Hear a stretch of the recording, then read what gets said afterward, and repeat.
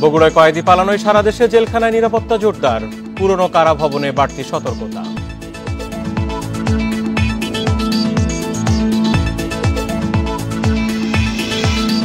চলন্ত ট্রেনে তরুণী ধর্ষণের ঘটনায় আরও একজন সহ গ্রেপ্তার 4, তদন্তে নেমেছে 4 সদস্যের কমিটি।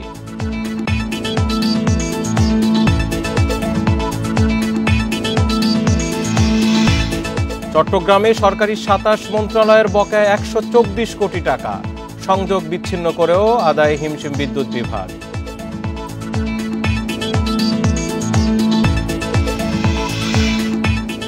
বন্যার পানি নামলেও ছড়িয়ে পড়ছে রোগবালাই, 3 জেলায় এখনো পানিবন্দী 11 লাখ মানুষ।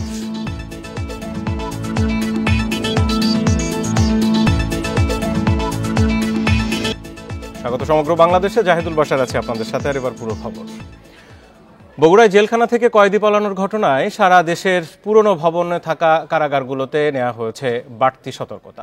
কারাগারের ভেতর ও বাইরে নিরাপত্তা জোরদারের পাশাপাশি বসানো হয়েছে অতিরিক্ত নিরাপত্তা চৌকি। বরিশাল কেন্দ্রীয় কারাগারে নতুন করে কয়েদিদের জন্য 4টি ভবন ও 2টি টিনশেড তৈরি হলেও নিরাপত্তার জন্য এখনো ভরসা ব্রিটিশ আমলে নির্মিত গাইডওয়াল। কারাবন্দী 857 জনের মধ্যে 80 জন ফাঁসির দণ্ডপ্রাপ্ত আসামি। তবে বগুড়ায় কয়েদি পালানোর ঘটনায় সতর্কতামূলকভাবে বসানো হয়েছে অতিরিক্ত 7 নিরাপত্তা চৌকি। দর্শনার্থীদের ক্ষেত্রেও নেওয়া হয়েছে বাড়তি সতর্কতা। 1997 সালে কেন্দ্রীয় কারাগারে উন্নীত হলেও পুরনো ভবনেই চলছে রংপুর কারাগারের কার্যক্রম। বৃহস্পতিবার কারাগার পরিদর্শনে এসে জেলা প্রশাসক জানান, নতুন কারাভবনের জন্য আবেদন করা হয়েছে মন্ত্রণালয়ে। এই দায়িত্ব যাদের আছে তারা যেন যথাযথভাবে পালন করে, এটা মনিটরের বিষয় আছে। এই মনিটরিংটার বিষয়ে আমরা গুরুত্ব আরোপ করেছি। আমাদের কিছু ভবনের চাহিদা আছে, যাতে করে আমরা তাদেরকে একটু আলাদা করে রাখার ব্যবস্থা নিতে পারি। তো সেই হিসেবে প্রকল্পগুলো নিয়ে মন্ত্রণালয় কাজ করছে। খুলনায় 2011 সালে নতুন কারাভবন নির্মাণ কাজ শুরু হলেও এখনও শেষ হয়নি কাজ। 1906 সালে নির্মিত ভবনে চলছে কার্যক্রম। এদিকে উত্তরাঞ্চলের সবচেয়ে বড় কারাগার রাজশাহী কেন্দ্রীয় কারাগারের কার্যক্রম চলছে 200 বছরের পুরনো ভবনে। ধারণ ক্ষমতা 3 গুণেরও বেশি বন্দী আছে এই কারাগারে। ফলা পরামর্শ করে তারাও কিন্তু এই ধরনের অপরাধ আবার নতুন আরেক ধরনের অপরাধ তৈরি করতে পারে। জেলখানা সংশোধনের জায়গা, সেখানে কিন্তু সেই সংশোধনের সুযোগ থাকে না। কাজে আমার মনে হয় যে এই বিষয়গুলো যারা দেখভাল করেন তাদের উচিত হবে এইটা সংস্কার করা। 2021 সালে চট্টগ্রামের কেন্দ্রীয় কারাগার থেকে পালায় হত্যা মামলার আসামি ফরহাদ হোসেন রুবেল। এরপর দেয়াল আরও উঁচু করার পাশাপাশি বাড়ানো হয় প্রহরীর সংখ্যা। এদিকে কারাগার সংস্কারের পাশাপাশি কর্মকর্তাদের আরও সতর্ক হওয়ার পরামর্শ দিচ্ছেন বিশেষজ্ঞরা। একই কেসের একই রকম আসামির সাজাপ্রাপ্ত তাদের 2 জনকে একত্রে রাখা কোন অবস্থায় সমীচীন, এটা বিধিবিধান নেই। যার ফলে তারা পরামর্শ করে তার একে অপরের হেল্প নিয়ে সম্ভবত করছে। দেশে 68টি কারাগারের মধ্যে 13টি কেন্দ্রীয় কারাগার ও 55টি জেলা কারাগার। রেশমি নন্দী, ইন্ডিপেন্ডেন্ট নিউজ। রাজশাহীতে এই মুহূর্তে সরাসরি যুক্ত আছেন সহকর্মী মুস্তাফিজুর রহমান। মুস্তাফিজ, রাজশাহীতে 200 বছরের পুরাতন কারাভবন, বগুড়ার ঘটনার পরে কি ধরনের তোড়জোড় দেখছেন কর্মকর্তাদের মধ্যে? বাড়তি কি ব্যবস্থা নেওয়া হয়েছে যেটা আগে ছিল না?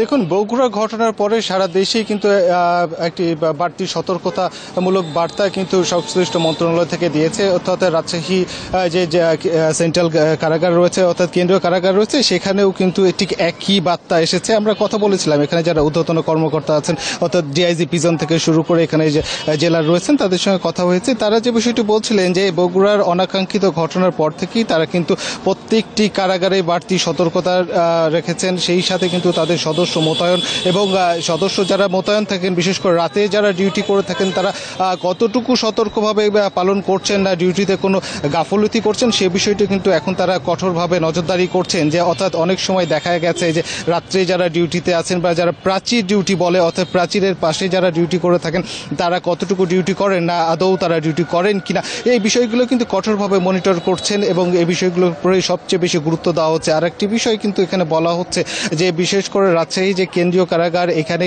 রাজশাহী বিভাগের সবচেয়ে বড় কিন্তু কারাগার এটি, যেটির কিন্তু এখানকার যে ভবনগুলো রয়েছে সেই ভবনগুলো পুরনো, অর্থাৎ ব্রিটিশ আমলের 200 বছর পুরনো।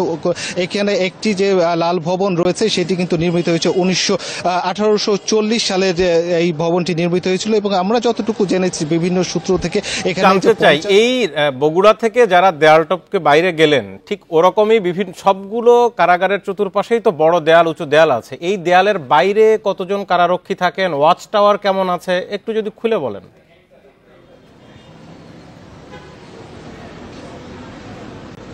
দেখুন, এখানে প্রত্যেকটি এখানে নিরাপত্তাটি থাকে কয়েকটি স্তরে, অর্থাৎ জেলখানার ভেতরে যে সেলগুলো রয়েছে, অর্থাৎ এখানে যে ফাঁসির আসামি, এখানে যেগুলো গণরুম রয়েছে সেইখানে এক ধরনের নিরাপত্তা থাকে, যেখানে ফাঁসির আসামি রয়েছে সেইখানে এক ধরনের নিরাপত্তা, অর্থাৎ যেখানে ফাঁসির আসামিগুলো রয়েছে তাদেরকে জেল কোড অনুযায়ী বলা হয়েছে যে প্রত্যেকটি ফাঁসির আসামির জন্য একজন করে সদস্য, এখানে যে যারা কারারক্ষী রয়েছেন একজন করে সদস্য কিন্তু মোতায়েন থাকবেন, অর্থাৎ সার্বক্ষণিক তাকে মনিটর করার জন্য। কিন্তু বাস্তবতা হচ্ছে এখানে 5 জনের জন্য একজন করে, কোথাও 20 জনের জন্য একজন করে নিরাপত্তা রক্ষী বা এখানে যারা কারারক্ষী রয়েছেন সেই সদস্যগুলো মোতায়েন থাকে।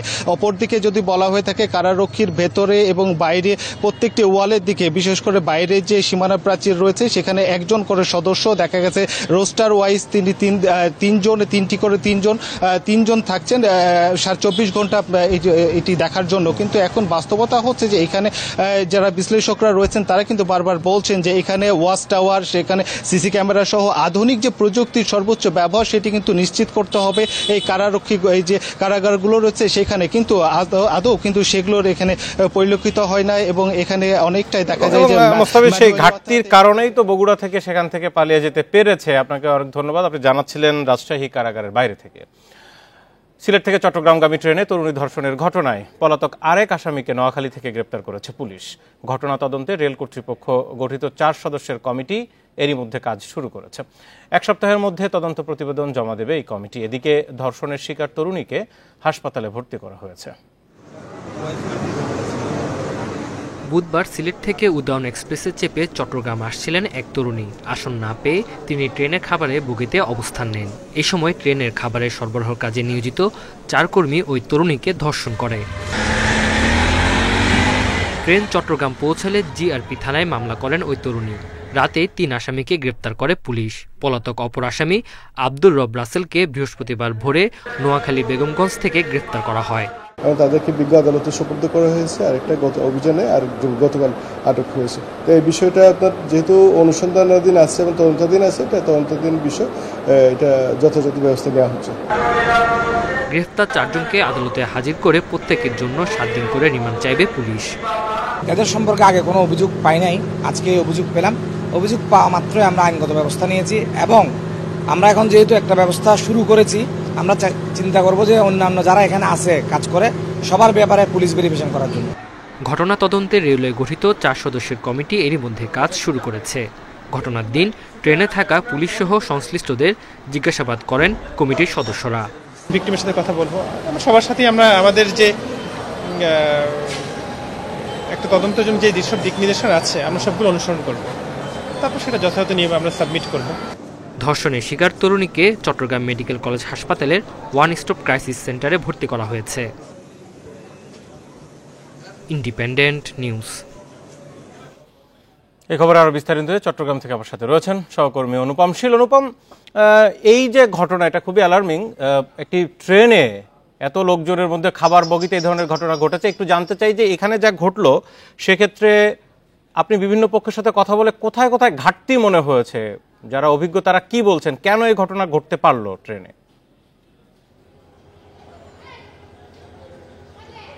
প্রথমত যে ঘাটতিটি এখন সামনে এসেছে সেটি হচ্ছে রেলে নিরাপত্তা ব্যবস্থাপনা। অর্থাৎ একটি রেলে যখন চলন্ত অবস্থায় থাকবে সেখানে প্রতি বগিতে যে প্রয়োজনীয় যে নিরাপত্তা ব্যবস্থা থাকা উচিত ছিল সেই বিষয়টিতে একটি বড় ধরনের ঘাটতি রয়েছে। আমরা এখন চট্টগ্রাম রেলওয়ে পুলিশের থানার সামনেই আছি। এখানে আজকে সারাদিন ধরেই কিন্তু এই ঘটনাটিকে ঘিরে অর্থাৎ নানা ধরনের পুঙ্খানুপুঙ্খ পর্যালোচনা, পর্যবেক্ষণ বা অনুসন্ধান চলেছে। পুলিশের পক্ষ থেকে যেটি বলা হচ্ছে যে সাধারণত যে ধরনের নিরাপত্তা ব্যবস্থা থাকা দরকার সেটি যথেষ্ট ছিল। তবে সাধারণ যাত্রীদেরও কিছুটা এক্ষেত্রে সচেতনতার ব্যাপারে তারা বলছেন, যদিও খাবারের বগিতে কোনো যাত্রীর আসলে বসার বা আসন সেখানে থাকার কথা নয়, শুধুমাত্র খাবার গ্রহণের জন্যই সেখানে যাবে। কিন্তু সেক্ষেত্রে এই নারী বা এই কিশোরী বা এই তরুণীটি কি হিসেবে সেখানে উঠলো, তাকে কোনোভাবে সেখানে প্রলুব্ধ করা হয়েছে কিনা সেই বিষয়টিও তা আসলে খতিয়ে দেখা হচ্ছে। আমরা একটু আগে খবরেও জানাচ্ছিলাম যে তদন্ত কমিটি ইতোমধ্যে সেই ট্রেনে থাকা কর্মরত সকল কর্মচারীর সাথে তারা কথা বলেছেন, অর্থাৎ সেখানে রেলের যারা আছেন তাদের সাথে কথা হয়েছে, তাদের জিজ্ঞাসাবাদ করা হয়েছে। পাশাপাশি বিভিন্ন যে সেবাদানকারী প্রতিষ্ঠান যেগুলো প্রাইভেট আসলে ভাবে পরিচালিত হয়, অর্থাৎ খাবার প্রদানকারী বা অ্যাটেন্ডেন্স যারা আছেন তাদের সাথেও কথা হয়েছে। সেক্ষেত্রে আসলে এই তদন্ত কমিটি যেটি আমাদেরকে জানিয়েছেন, তারা আসলে আর কোন কোন জায়গায় ঘাটতি ছিল সে বিষয়টি তারা দেখবেন। যেহেতু রাতের বেলা এই ট্রেনটি অর্থাৎ এই রুটের দুটি ট্রেন এই চলাচল করে, সেক্ষেত্রে যাত্রীদের নিরাপত্তার জায়গাটা কিন্তু খুবই স্পর্শকাতর। বিশেষ করে এই ধরনের ঘটনার জন্য তো সেটি আরও বেশি নিরাপত্তা দাবি করে। তো সেই প্রেক্ষাপটে আমরা রেলের বিভাগীয় ব্যবস্থাপকের সাথে আজকে কথা বলেছিলাম। তিনিও বলছেন যে আসলে সাম্প্রতিক সময়ে বা আমরা যদি গত 5 থেকে 10 বছরের কথা বলি, এই ধরনের ঘটনা আসলে চট্টগ্রামের কেন্দ্রিক কোনো ট্রেনে ঘটেনি।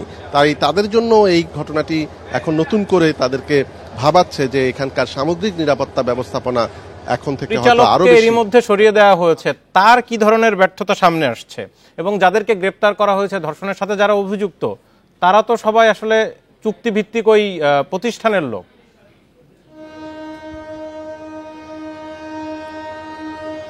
আসলে একজন ট্রেন পরিচালকের প্রধান দায়িত্বই হচ্ছে পুরো ট্রেনের যে কোনো যত কার্যক্রম আছে সেই সব কার্যক্রম দেখাশোনা করা।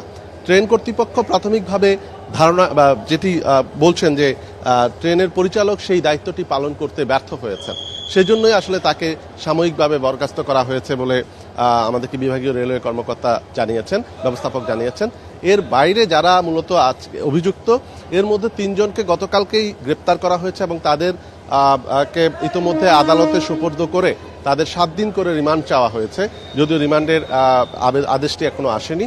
এবং এর বাইরে আজকে যাকে গ্রেপ্তার করা হলো তাকে নিয়ে আসলে পুরো ঘটনাটিকে, অর্থাৎ কোথায় কিভাবে কোন ঘটনাটি ঘটেছে, কিভাবে ঘটেছে, পুরো বিষয়টি আসলে এখন রেল কর্তৃপক্ষ এবং রেল পুলিশ তারা পুঙ্খানুপুঙ্খভাবে সেটি তদন্ত করছেন, যাচাই বাছাই করছেন, পর্যালোচনা করছেন।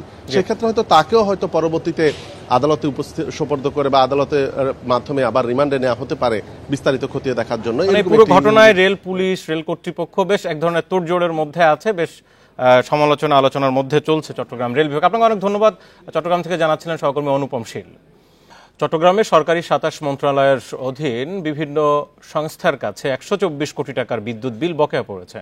চিঠির পর চিঠি দিয়েও এসব বকেয়া আদায় করতে পারছে না বিদ্যুৎ বিভাগ। এরই মধ্যে কয়েক দফায় কয়েকটি প্রতিষ্ঠানের সংযোগ বিচ্ছিন্ন করে বিল পরিশোধে তাগাদা দেওয়া হয়েছে। বাজেট না থাকায় বিল পরিশোধ করা যাচ্ছে না বলে জানিয়েছে সংশ্লিষ্ট প্রতিষ্ঠানগুলো। সরকারি বিভিন্ন সংস্থার বকেয়া বিল তুলতে হিমশিম খাচ্ছে চট্টগ্রাম বিদ্যুৎ বিভাগ। তালিকায় নাম নেই এমন সংস্থাই যেন খুঁজে পাওয়া যায়। আছে রেলওয়ে, পুলিশ, স্থানীয় সরকারের বিভিন্ন সংস্থা, স্বাস্থ্য, শিক্ষা, কৃষি সহ নানা দপ্তরের নাম। সব মিলে 27টি মন্ত্রণালয়ের কাছে বকেয়া পড়েছে 124 কোটি 65 লাখ টাকার বেশি। সবচেয়ে বেশি 71 কোটি টাকা বিল বাকি স্থানীয় সরকার মন্ত্রণালয়ের বিভিন্ন প্রতিষ্ঠানে। শুধু সিটি কর্পোরেশনের কাছেই পাওনা 63 কোটি টাকার বেশি। সবচেয়ে কম 69,000 টাকার মতো বকেয়া বিল রয়েছে পানি সম্পদ মন্ত্রণালয়ে। সংশ্লিষ্ট দপ্তরগুলো বলছে বাজেট ঘাটতির কারণে বিদ্যুৎ বিল পরিশোধে দেরি হচ্ছে। বকেয়ার কথা বলছে, তারা লাইন কাটছে, স্বাভাবিক তাদের উপরে, সংস্থার উপর বকেয়া প্রেশার থাকবে। আমরা ধীরে ধীরে, আপনারা দেখলে এটা মুখের কথা নয়, কাগজপত্র দেখবেন যে আমরা বকেয়া বিলগুলি, বিগত সময়ের বিলগুলি পরিশোধ করে আমরা বিদ্যুৎ বিভাগে যাচ্ছি। এই নির্দিষ্ট সময়ের ভিতরে পরিশোধ করতে পারি নাই, সেই জন্য ওনাদের ইউজুয়াল প্রসিডিউর হিসেবে ওনারা বিদ্যুৎ বিচ্ছিন্ন করেছেন।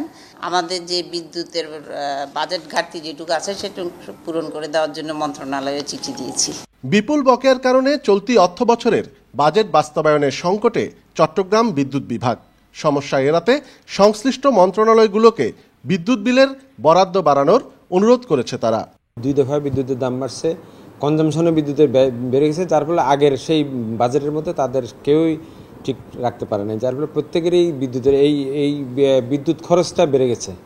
বিদ্যুৎ খরচ বাড়ার কারণে আসলে এই বাজারের সংকট। বকেয়া পরিশোধের জন্য গেল 2 মাসে রেলওয়ে ও চট্টগ্রাম মেডিকেল কলেজের সংযোগ বিচ্ছিন্ন করা হয়, যদিও কয়েক ঘন্টা পরই তা পুনরায় চালু করে বিদ্যুৎ বিভাগ। অনুপম শীল, ইন্ডিপেন্ডেন্ট নিউজ, চট্টগ্রাম। শিশুদের প্রাক প্রাথমিক শিক্ষা সরকার 2 বছর করতে চায় বলে জানিয়েছেন প্রধানমন্ত্রী শেখ হাসিনা। পাশাপাশি প্রযুক্তি নির্ভর শিক্ষা ব্যবস্থা নিশ্চিতে প্রতিটি স্কুলে কম্পিউটার ল্যাব করে দেওয়ার কথাও বলেছেন তিনি। সকালে প্রাথমিক ও গণশিক্ষা মন্ত্রণালয়ের অনুষ্ঠানে যোগ দিয়ে এসব কথা বলেন শেখ হাসিনা। বাংলাদেশ প্রতিষ্ঠার কাণ্ডারি ওসমানী স্মৃতি মিলনায়তনে প্রাথমিক ও গণশিক্ষা মন্ত্রণালয়ের অনুষ্ঠান। বিষয়ভিত্তিক কুইজ পাতা প্রদান। শুরুতে শিশুবান্ধব প্রাথমিক শিক্ষা স্মার্ট বাংলাদেশের দীক্ষা প্রতিপাদ্যের জাতীয় প্রাথমিক শিক্ষা সপ্তাহ উদ্বোধন করেন প্রধানমন্ত্রী। পরে নানা প্রতিযোগিতায় জয়ী শিক্ষার্থীদের তুলে দেন পুরস্কার। বিভিন্ন ক্ষেত্রে অবদানের জন্য 18 বিভাগে 126 ব্যক্তি ও প্রতিষ্ঠানকে দেন প্রাথমিক শিক্ষা পদক। সহকারী শিক্ষক। পরে নিজ বক্তব্যে দেশকে এগিয়ে নিতে যোগ্য, দক্ষ ভবিষ্যৎ নাগরিক গড়ে তোলার গুরুত্ব তুলে ধরেন সরকার প্রধান।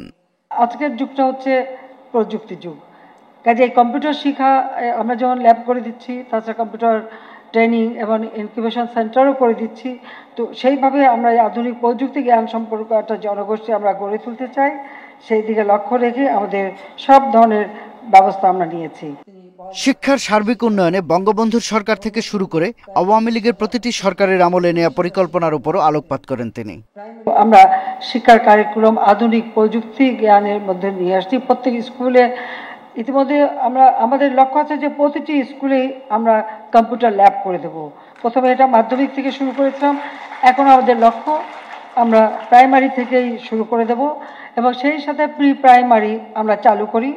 আর প্রি প্রাইমারি 1 বছরের জন্য, এখন আমরা সেটা 2 বছরের জন্য করতে চাচ্ছি। শুধু কেতাবি পাঠ্যক্রমে আটকে না রেখে সৃজনশীল শিক্ষায় শিশুদের প্রতিভা বিকাশের যৌক্তিকতা ও প্রাসঙ্গিকতা তুলে ধরেন শেখ হাসিনা। আমি সেই সবুজের মতো নিষ্পাপ শিশুটি বলছি। পরে শিশুদের বর্ণিল ও মনোমুগ্ধকর সাংস্কৃতিক পরিবেশনা উপভোগ করেন প্রধানমন্ত্রী।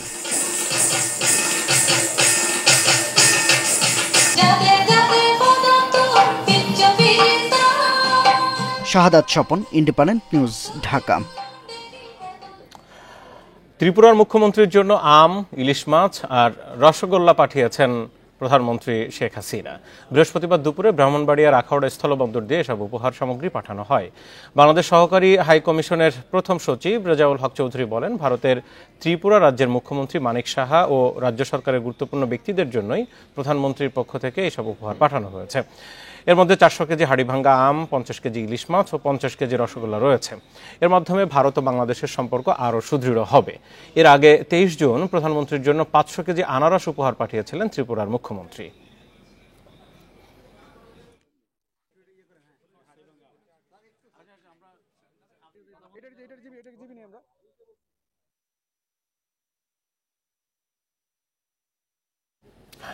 নামছে বন্যার পানি, ছড়াচ্ছে পানিবাহিত নানা রোগবালাই। দুর্গত এলাকায় দেখা দিয়েছে খাদ্য বিশুদ্ধ পানির সংকট।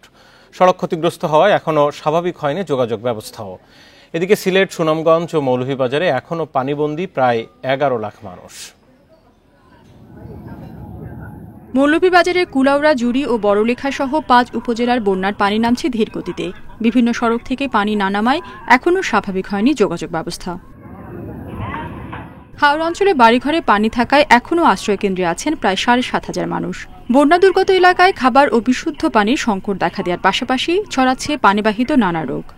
পানিটা সব ভাঙ্গা, বেড়াগুড়া সব ভাঙে গেছে, সব স্কুলে গেছেন, আমি বাড়িতে খালি বাড়ি ফোর দিই। বন্যায় রে গোর দুয়ার নেই তো এবার আমরা ভিতর চিন্তার করি আমরা গোর বন্যা পরবর্তী পানি যখন শুকিয়ে যায় তখন পানিবাহিত রোগগুলো হয়।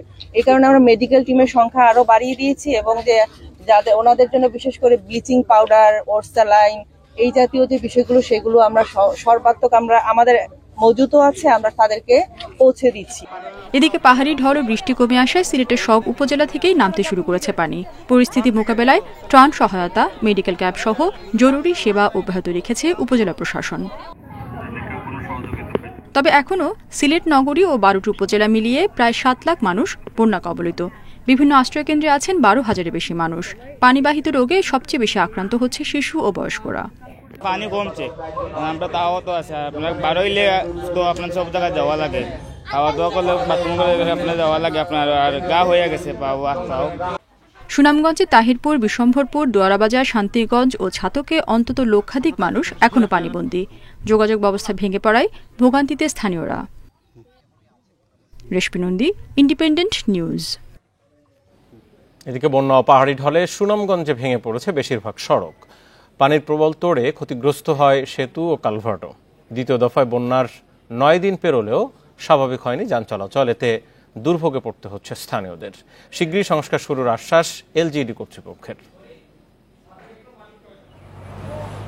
টানা বর্ষণ আর পাহাড়ি ঢল সুনামগঞ্জের সব জায়গায় রেখে গেছে ক্ষতচিহ্ন। জেলার সব সড়কই কম বেশি ক্ষতিগ্রস্ত হয়েছে। পানি নামলেও অনেক সড়ক চলাচলের অনুপযোগী হয়ে পড়ে।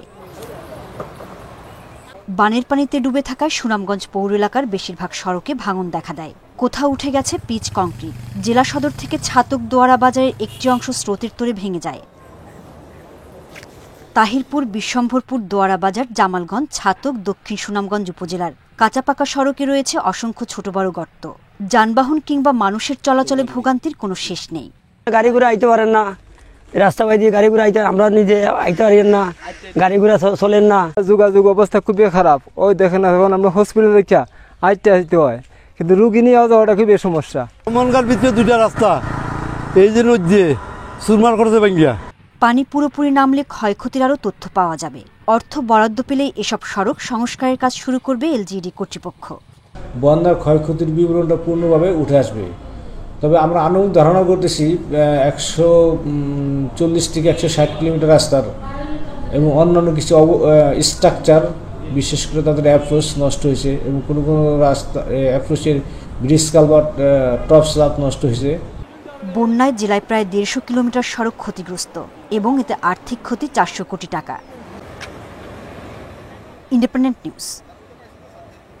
বন্যা পরিস্থিতির সর্বশেষ খবরাখবর জানবো। মৌলভীবাজার থেকে আছেন সহকর্মী তুহিনুর রশিদ। তুহিন, মৌলভীবাজারের তো বড়লেখা, জুড়ি, কুলাউড়া, বেশ অনেক এলাকা, এইসব জায়গার এখনো পানিবন্দী বিভিন্ন জায়গায়। একটু জানতে চাই যে আর কতদিন নাগাদ আসলে স্বাভাবিক হতে সময় লাগবে, কি ধারণা দিচ্ছে পানি উন্নয়ন বোর্ড বা সংশ্লিষ্টরা, আর সড়কগুলোর আসলে অবস্থা এখন কেমন সব মিলিয়ে?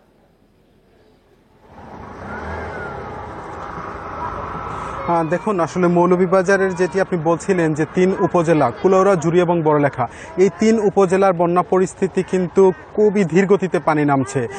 আজকেও কিন্তু মৌলভীবাজারে যে কুশিয়ারা নদী, সেই কুশিয়ারা নদী বিপদসীমার 10 সেন্টিমিটার নিচ দিয়ে প্রবাহিত হচ্ছে। তবে এই যে 3 উপজেলা, এই 3 উপজেলা হাওর বেষ্টিত, বিশেষ করে হাকালুকি হাওর বেষ্টিত যে 3টি উপজেলা, এই 3 উপজেলায় কিন্তু বন্যা পরিস্থিতি কিছুটা উন্নতি হয়েছে। তবে এখনও বেশিরভাগ রাস্তাঘাট কিন্তু ডুবে আছে। আমি এখন যে জায়গাটিতে আছি এটি হচ্ছে কুলাউড়া থেকে মুকসিমল ইউনিয়নে যাওয়ার যে সড়কটি, সেই সড়কটি অত্যন্ত জনগুরুত্বপূর্ণ সড়ক। এই সড়কের মধ্যে কিন্তু 2 সপ্তাহ ধরে পানি আছে। এখন কিন্তু পানি কিছুটা কমেছে, যার ফলে যানবাহন খুব ঝুঁকি নিয়ে কিন্তু চলাচল করছে। এই সড়কটিতে আসলে যানবাহন চলাচল, মানুষজন চলাচল গুরুত্বপূর্ণ। এরকম কিন্তু এই 3 উপজেলার বেশ কিছু রাস্তাঘাট কিন্তু এখনো পানির নিচে ডুবে আছে। শুধু রাস্তাঘাট না, এখানকার যেসব বাড়িঘর কিন্তু এখনো পানির তলে আছে এবং এখানকার যেসব মানুষ আশ্রয় কেন্দ্রে অবস্থান নিয়েছিলেন, আজকে দুপুর পর্যন্ত যে সর্বশেষ তথ্য হচ্ছে 7400-র মতো মানুষ কিন্তু এখনো আশ্রয় কেন্দ্রে অবস্থান করছেন। এবং জেলা প্রশাসনের তথ্য মতে এখনো মৌলভীবাজারে 2,93,000 মানুষ কিন্তু পানিবন্দী অবস্থায় আছেন, যার ফলে যে জনদুর্ভোগ, এই দুর্ভোগটা কিন্তু লেগেই আছে। কবে নাগাদ এই বন্যা পরিস্থিতি স্বাভাবিক হবে, এই বিষয়টি নিয়ে আসলে কেউই বলতে পারছেন না। পানি উন্নয়ন বোর্ড তারা বলছেন যে কিছুদিনের মধ্যে যদি বৃষ্টিপাতল না হয়, অর্থাৎ উজানের ঢল যদি না নামে, তাহলে এই পরিস্থিতি হয়তো 3-4 দিন 5 দিনের মধ্যে আরও পানি কমবে, এমনটা কিন্তু আমাদেরকে জানিয়েছে পানি উন্নয়ন বোর্ড। তবে যে বিষয়টি এখন দেখা দিয়েছে, এখানে পানিবাহিত নানান রোগ কিন্তু এই বন্যা কবলিত এলাকাগুলিতে দেখা দিয়েছে, যার ফলে কিন্তু মানুষ একটা দুর্ভোগের মধ্যে আছেন। এই অবস্থা আসলে মৌলভীবাজারে এখন বিরাজ করছে হাওর অঞ্চলের যে সব বন্যা কবলিত এলাকাগুলিতে। এই ছিল আসলে আমার কাছে মৌলভীবাজার থেকে বন্যার সর্বশেষ তথ্য। আপনাকে অনেক ধন্যবাদ জানাচ্ছিলেন তুহিনুর রশিদ। সীমান্তের নিরাপত্তায় অত্যাধুনিক অস্ত্র ও সরঞ্জাম বাড়িয়ে বিজিবির সক্ষমতা আরও বৃদ্ধি করা হয়েছে বলে জানিয়েছেন বিজিবি মহাপরিচালক মেজর জেনারেল মোহাম্মদ আশরাফুজ্জামান সিদ্দিকী। দুপুরে চট্টগ্রামের সাতকানিয়ায় বিজিবির 101তম রিক্রুট ব্যাচের প্রশিক্ষণ সমাপনী কুচকাওয়াজ অনুষ্ঠানে তিনি এই কথা বলেন। মহাপরিচালক বলেন, সীমান্তে যে কোনো ধরনের অপ্রীতিকর ঘটনা ঠেকাতে বিজিবির পক্ষ থেকে সব ধরনের ব্যবস্থা নেওয়া হয়েছে। পাহাড়ে যৌথ বাহিনীর অভিযান চলছে জানিয়ে তিনি বলেন, বান্দরবনের থানচি, রুমা এসব এলাকা সম্পূর্ণ নিরাপদ না করা পর্যন্ত অভিযান অব্যাহত থাকবে।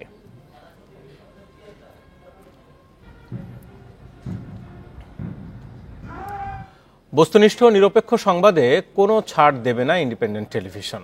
এই লক্ষ্যে জেলা প্রতিনিধিদের নানা ধরনের দিক নির্দেশনা দেওয়া হয়েছে। বৃহস্পতিবার রাজধানীর তেজগাঁওয়ের বেক্সিমকো মিডিয়া কমপ্লেক্সে ইন্ডিপেন্ডেন্ট টেলিভিশন কার্যালয়ে অনুষ্ঠিত হয় জেলা প্রতিনিধিদের এই সম্মেলন। এতে ঢাকা ও ময়মনসিংহ বিভাগের 19 জন প্রতিনিধি অংশ নেন।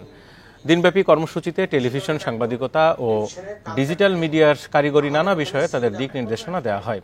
এ সময় ইন্ডিপেন্ডেন্ট টেলিভিশনের প্রধান সম্পাদক ও প্রধান নির্বাহী কর্মকর্তা এম শামসুর রহমান সংবাদ সংগ্রহ প্রচারে বস্তুনিষ্ঠতা ও নিরপেক্ষতার উপর সর্বোচ্চ সতর্কতার তাগিদ দেন। তৃণমূলের সংবাদ আরও বেশি করে তুলে ধরারও আহ্বান জানান তিনি। সেই জন্য কিন্তু আমরা সবচেয়ে জোর দিয়েছি।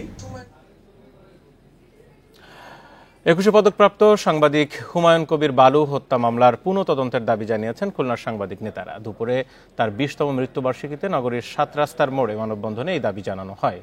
সাংবাদিক সুরক্ষা মঞ্চের আয়োজনে মানববন্ধনে বক্তারা জানান, আদালত হুমায়ুন কবির বালু হত্যা মামলায় সব আসামিদের খালাস দিয়েছে। এ সময় আদালত বলেছে, সঠিক তদন্ত না থাকায় আসামিদের সাজা দেওয়া হয়নি। মানববন্ধনের আগে খুলনা প্রেস ক্লাবে আলোচনা সভা হয়। 2004 সালের 27 জুন খুলনার শান্তিধাম মোড়ে দৈনিক জন্মভূমি অফিসের সামনে সন্ত্রাসীদের বোমা হামলায় খুলনা প্রেস ক্লাবের সভাপতি হুমায়ুন কবির বালু নিহত হন। এই ঘটনায় 2টি মামলা হয়। হত্যা মামলায় সবাই খালাস পেলেও বিস্ফোরক আইনের মামলায় 5 জনকে যাবজ্জীবন কারাদণ্ড দেয় আদালত। যারা সত্যিকারের দোষী এবং যারা মাস্টার মাইন্ড ছিলেন, যারা প্ল্যান করেছেন, তাদেরকে খুঁজে বের করে শাস্তির আওতা আনতে হবে।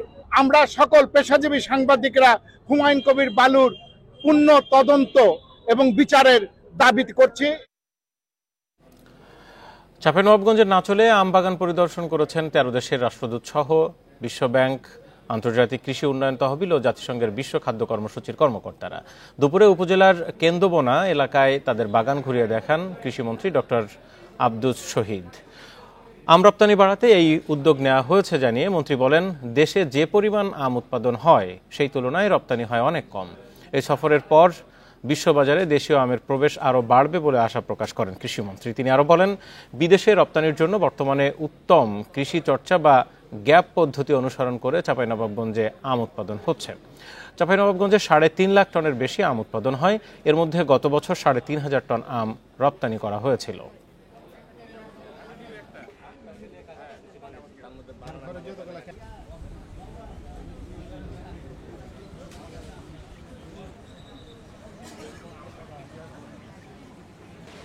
যেটুকু রপ্তানি করছি বিদেশে, তার চেয়ে আরও বেশি যাতে করা যায়, তার জন্য বিদেশি ক্রেতা অনুসন্ধান আমরা না করে তারা তাদের দেশের প্রতিনিধি যারা আছেন, রাষ্ট্রদূত যারা আছেন, তারাই তাদের দেশকে উৎসাহিত করবেন উন্নত মানের বৈজ্ঞানিক পদ্ধতিতে আম চাষ করার জন্য। এই সমস্ত এলাকাকে আমাদের কৃষি মন্ত্রণালয়ের পক্ষ থেকে যে ধরনের সুবিধার দরকার সেটা হচ্ছে। আজকে সমগ্র বাংলাদেশের পর্যন্ত সাথে থাকার জন্য ধন্যবাদ সবাইকে। ফেসবুক, ইউটিউব আর এক্স অ্যাকাউন্টে আরও বিস্তারিত সংবাদ দেখতে পাবেন।